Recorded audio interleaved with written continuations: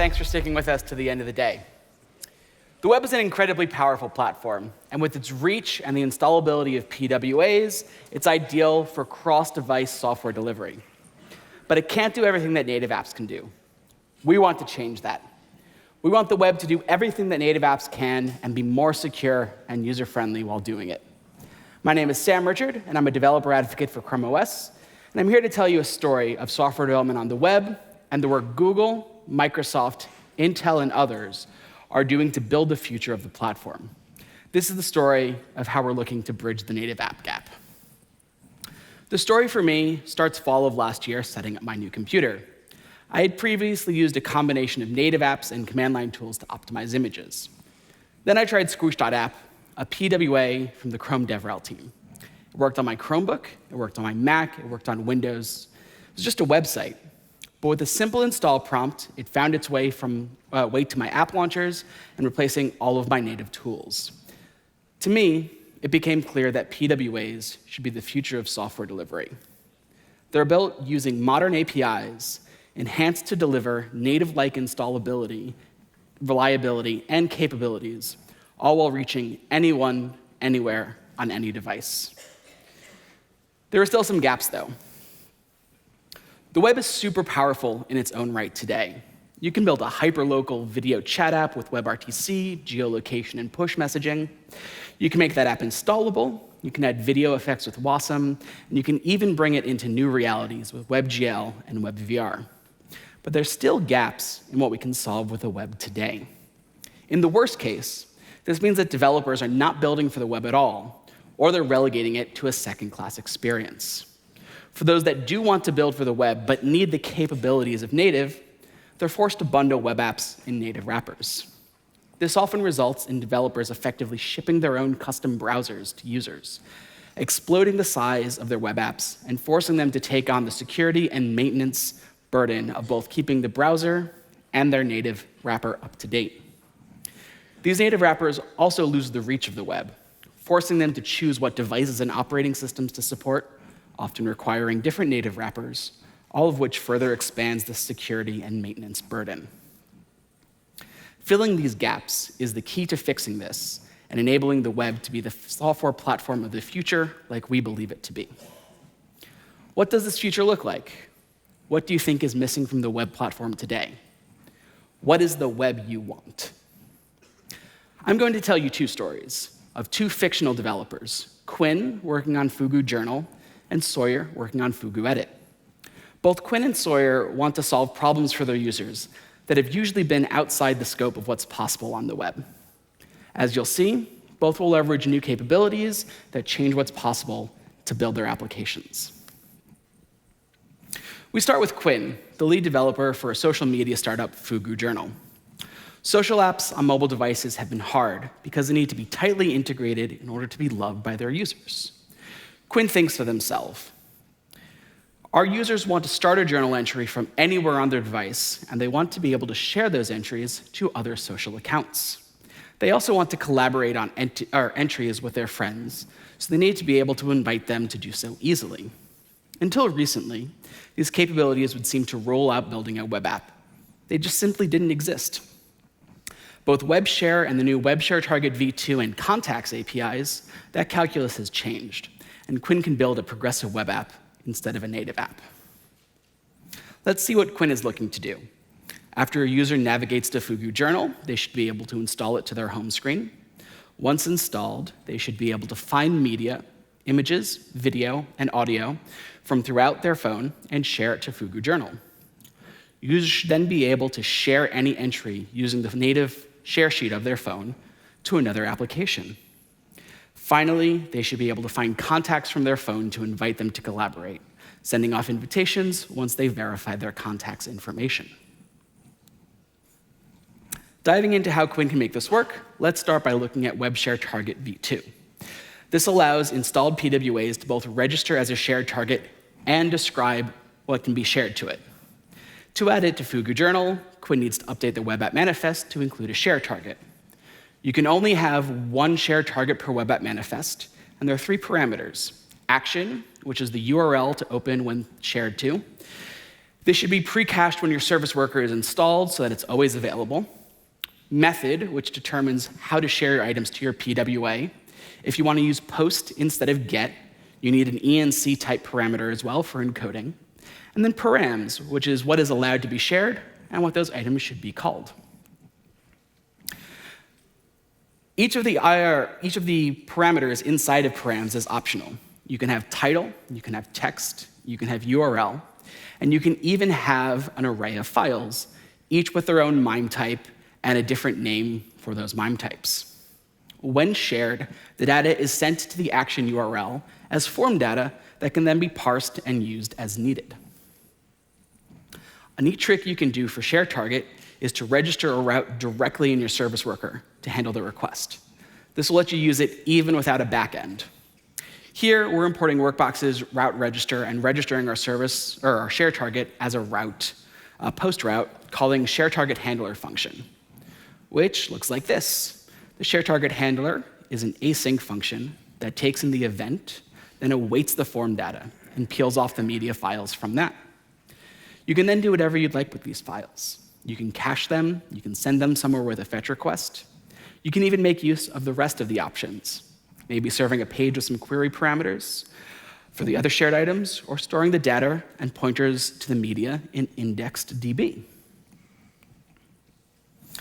Once the journal entry is in Fugu Journal, Quinn's users need to be able to share it back out. To do so, when the share button is clicked, Quinn checks to see if navigator.share is available. If so, it'll use the native share sheet. If not, we can fall back to custom sharing options. To activate the native share sheet, Quinn calls navigator.share, a promise, and passes it at least one of the optional parameters. Title, which is the title of the item being shared. Text, which is the text to be shared. The URL that is being shared, and note, this doesn't need to be the URL that you're currently on. It can be any URL. And then an array of files to be shared out as well. With both web share and web share target in place, Quinn is ready to test sharing to Fugu Journal. They start by finding a file to create an entry from. Opening the file, they tap on the kebab menu, hit send, find Fugu Journal in the share sheet, and then tap it. This opens the image in Fugu Journal, posted and ready to go. They then click the share button from an entry, and hey, look, Android's native share sheet pops up, ready to share. Twitter's PWA has also implemented web share and web share target v2, so Quinn can share their entry over to Twitter. With a tap, Quinn's brought over to the Twitter PWA, and their post is ready to be tweeted out. Quinn now turns their attention to the contact picker. Contact picker is also a promise, so we're going to wrap it in an async function. When the function is run, Quinn checks for support by making sure both navigator.contacts and window.contactsmanager exists. If not, the user will get redirected to a manual contact entry form. If it does, then the contact picker will be launched. The picker takes two parameters: props, which is an array containing the properties to be requested, and options, which is an object specifying if multiple contacts can be selected. The results are an array. It's either empty if no contacts were selected or the contact picker couldn't be launched. Otherwise, it's full of contacts. Quinn then takes those results and passes it to a function to populate the invite form. Quinn gives the new contact picker a test run. Navigating to the invite screen, Quinn clicks the invite friends button and is presented with a contact picker. Now, there's been lots of thought around user security put into this contact picker. Apps aren't granted permanent access. It's on demand. Users also aren't required to provide all of the information requested. They choose what's returned from the request. Quinn decides to select a few contacts, but only share their name and email address. Once selected, the contacts now show up in Fugu Journal, and with that, Quinn can invite their friends to come try their newly launched site. And so can you. Go try it yourself. On your Android device, go to fugujournal.web.app, add it to your home screen, and try out everything you've seen, inviting friends, adding content, then sharing it out. While the Contacts API isn't fully launched yet, I've enabled an origin trial on Fugu Journal so you can see how it works without a special version of Chrome or toggling any Chrome flags. As a demo site, it's not hooked up to any backend, so no information will be collected, and all files shared are stored locally. We now move from Quinn to Sawyer. Sawyer is developing a new desktop class web editor, fuguEdit, and heard you like websites, so wants to build you a website to let you build websites. Sawyer has similar concerns that Quinn had. Editors are hard to build, and they really need to be seamlessly integrated into an operating system to feel useful. Sawyer thinks, editors are complicated. Our users want to be able to pick a file or folder to work on and just work on it. Users get attached to their favorite editors, so they'll want to be able to quickly open files from their home screen or their file system in the editor. These requirements, much like Quinn's, used to be impossible with a web app. Previously on the web, in order to edit files or folders, first you needed to upload them, then make your edits, then download those files again. You couldn't just change them in place. It was pretty cumbersome. And opening a file from the file system into an app, simple for native apps, previously impossible for web apps. Just like Quinn, Sawyer is going to turn to new APIs. This time it's the native file system API and the file handler API. Let's see what Sawyer is looking to do. Navigating to fuguEdit on their laptop, a user sees a notification in the Omnibar that they can install it. Clicking it, they install fuguEdit, and it's now available alongside all of their other applications on their computer. Once installed, they find a file on their computer and open it directly into fuguEdit. They can then make changes to that file using fuguEdit, save those changes, and then confirm that those changes are real by looking in the terminal. Finally, they can open a whole folder's worth of files in fuguEdit, opening individual files from the file tree as they need to work on them. Sawyer is going to start with opening a file from the file system. The native file picker is a promise, so we're going to use async when the open button is clicked, or an async function. First thing Sawyer does is check to see if choose file system entries is available. If not, it'll fall back to other file picker options. If available, Sawyer is going to call choose file system entries. One option is included here, accepts, which here will narrow down what kinds of files can be selected by MIME type. We can also choose to allow multiple files, open directories instead of files, or create new files instead of opening a file that already exists. Selecting the file is step one. It provides basic information, the file's name, whether it's a directory, and whether it's a file. Calling getFile lets Sawyer know when it was last modified, its size, and its MIME type.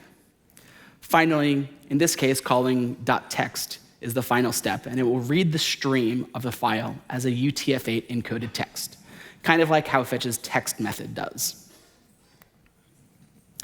If users open a file, they need to be able to save it as well. Sawyer is going to make this feel more native, so they're going to overwrite Control or Command S to save the file instead of saving the web page. This will kick off writing a file to disk.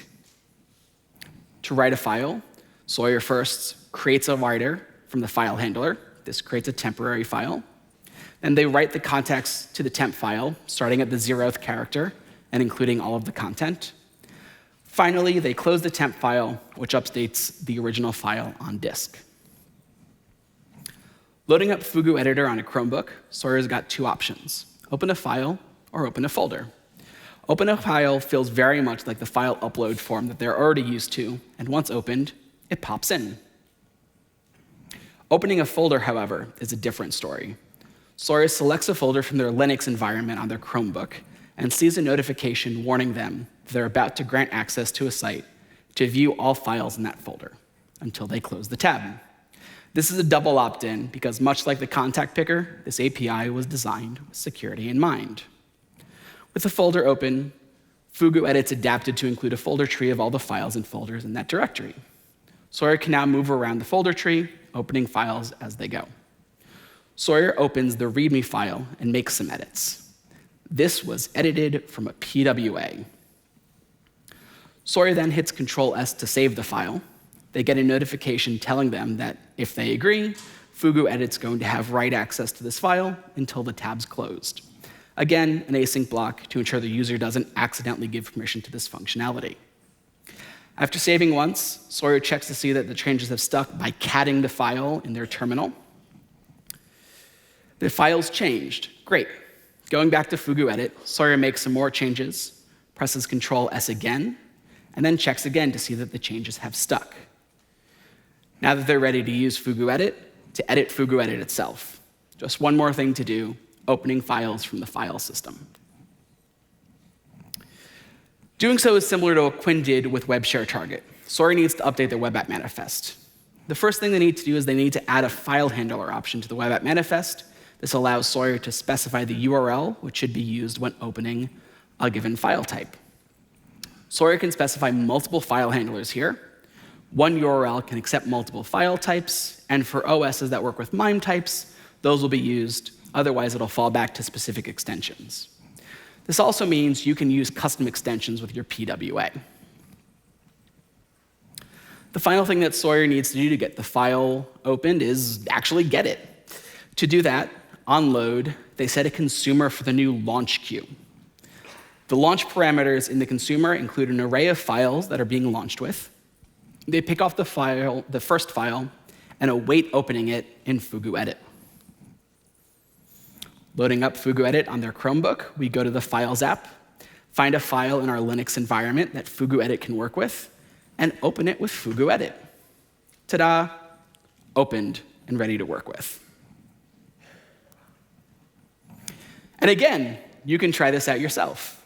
On your computer, go to fuguedit.web.app, install it, and try to open the files and folders and save them as you normally would. Native File System API is also not fully launched yet, but just like the Contacts API, I've enabled an origin trial so you can see how it works without a special version of Chrome or toggling any flags. File handling isn't available as an origin trial yet, so you need to open it up in Chrome on either a Chromebook, a Linux, or a Windows computer. Go to chrome://flags and enable the file handling API. Support is coming for Macs, and implementation on other operating systems is still kind of ongoing, so you'll likely run into some bugs while we finish our initial implementation. If you want to see the source code for both of these apps, check out the Bridging the Native App Gap repo on github.com/chromeos. One word. While Quinn and Sawyer may be a glimpse of what's possible in the future, teams are starting to use these new capabilities today. But to do so, they need to be confident that they can use these APIs securely. These APIs that we're exposing are really powerful, which can be really scary, and a lot of thinking has gone into ensuring that going to a website continues to be a safe proposition. They're all being designed with a user-first permission model, where all permissions are clearly defined and easily revocable. In fact, security and privacy is so important that if a capability can't be made private, safe, and secure, it won't be exposed. They're also being developed as part of an open standardization process. Tomorrow morning, there's a whole talk on this intent to explain demystifying the Blink shipping process that you should watch to learn more about that. All the APIs I've talked about are in the stage where they're publicized, and we're actively looking for feedback to iterate on them. Or we're looking for public support and for you to try it out today using an origin trial or the latest stable Chrome release. So, with these APIs in the wild, who's actually using them? GoIBibo is a leading online travel booking brand in India. While most users book for themselves, 15% of their bookings are for other people. They've recently implemented the Contact Picker API to allow users to choose someone they'd like to book travel for, smoothing out that process.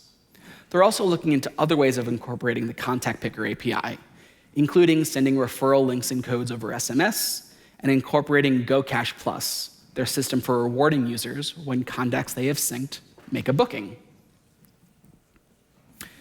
Google Earth Studio is a browser-based animation tool for Google's 3D and satellite imagery.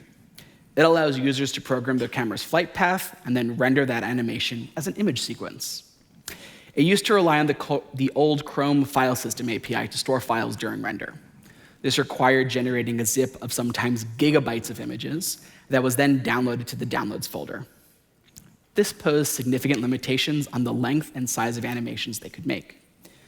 It also caused confusion and frustration for their users. They couldn't find the generated files, they couldn't save to an external hard drive, and they would get out-of-space errors when lots of space was available. The native file system API solved these problems. When users start, they choose the folder to save the file to, and accepting the prompt to allow the site to view files in that selected folder. Notice how the file just has the file we started with, nothing else. Once a user starts a render, they're prompted to allow Google or Studio to write to that folder. When allowed, Studio creates a working directory it will put the rendered images in, as well as make a copy of the camera's flight path. When the images start to render, they're put in a new folder named footage that is easy for users to find and keep track of. By directly choosing the output folder to render to, there's no zipping, no confusion as to where the files are, and all of the user's disk space is utilized. In short, it's a dream come true for the Studio team and their users. Finally, I want to talk about AVR Girl. AVR Girl is an open source project that talks to the Arduino bootloader and writes a program from the computer's hard drive to its memory. It's written by Suze Hinton, aka NoOpCat, an open source embedded developer. Suze does a lot of code streaming, and at the end of September, showed off something super cool that she'd be working on for AVR Girl. By leveraging another one of these new capabilities we've been working on, the Web Serial API, Suze was able to program her Arduino Uno to blink straight from her browser. Let's watch. So this is the Upload-O-Matic. What it does is it takes pre-compiled code for an Arduino board, and it's able to use Web Serial in order to upload that. So I have some pre-compiled code that I'm going to try this out with. I have an Arduino just above me and that you can watch. So I'm going to pick my Arduino Uno board. I have some files here. Let's go with blink so that we can actually see that the code did upload, and then we should see a light blinking when that's done. I'm going to click upload, which allows me to give permission to access my serial device, which is my Arduino here. And as soon as I click connect, that's going to start uploading. And there you have it. The light is now blinking. And as that was being written, it was dumping out all of the pages of memory that it was actually writing to the device as well, which is pretty cool. I agree. It is pretty cool. So, what's new and what's next? What Twitter, Google Earth, GoIBibo, and AVR Girl have been able to do with these new capabilities already is pretty impressive. But now it's your turn. What new capabilities can you add to your web apps today? What can you experiment with? What is in development? And what does the future hold? So, things that have already shipped. As of Chrome 79, we've got WebShare Target v2, the shape detection API, which is for barcodes, face, and text detection. And we've got get installed related apps for web apps that have established a connection to a native app through something like a digital asset link. They'll be able to query if that related app is already installed.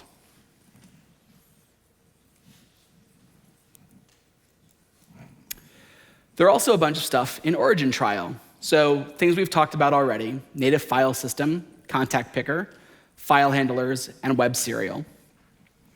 We're also going to have a badging API for app icon badges, as well as wake lock to prevent the screen from going to sleep, an SMS receiver to enable SMS one-time password flows, periodic background sync to run a service worker at designated intervals while online, for instance, to update the status or content in a background.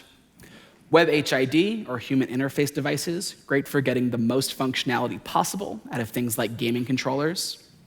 Notification triggers, which are notifications based on events, like timers or location, instead of push events. And then back pressure for WebSockets to improve handling for large amounts of data over WebSockets. What are things that are in development? Well, font enumeration to get a list of local system fonts, font table access to allow true type and open type table access for fonts to allow custom font rendering, raw clipboard access to extend async clipboard to allow unrestricted access, and two that I'm really looking forward to, screen enumeration and window placement. Screen enumeration makes applications perform well across multiple displays with different properties, like presentation apps or financial dashboards. And then windows placement allows you to create, manipulate, and enumerate windows for an application, including moving windows as a group and moving windows to specific screens. Finally, what's coming in the future? So we're looking into things like service worker launch events, which control where links open, if they open a PWA, a tab, or a window, a low-level audio API, user idle detection, a tabbed application mode for PWAs, native sockets, scheduled tasks, and being able to control connected cameras. If you want to keep up to date with all the work that we're doing, go to goo.goal/Fugu API tracker. It's a really fun URL to say out loud. The status of each of the APIs we're being worked on or considered is there, where the API is targeted for, mobile, desktop, or both, and links to the implementation tickets for each capability.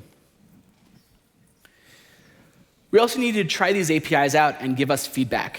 If you want to explore more, come find us over in the sandbox area, where we've got a booth dedicated to these new capabilities, including code labs for you to try out yourselves. I will also be over at the Chrome OS booth. You should also sign up for Origin trials, so you can try these out with your real users. Origin trials give you the ability to try out experimental APIs with real users of your site without needing them to change their Chrome version or toggle any flags for a limited period of time. Features in Origin trial have what's called a 1 week of guaranteed breakage. This means that you're guaranteed to have a feature not work for a week before the feature becomes stable, as Origin trials aren't meant to be early launch mechanisms. Finally, Origin trials, you can also give us direct feedback on their implementation and your usage of these features.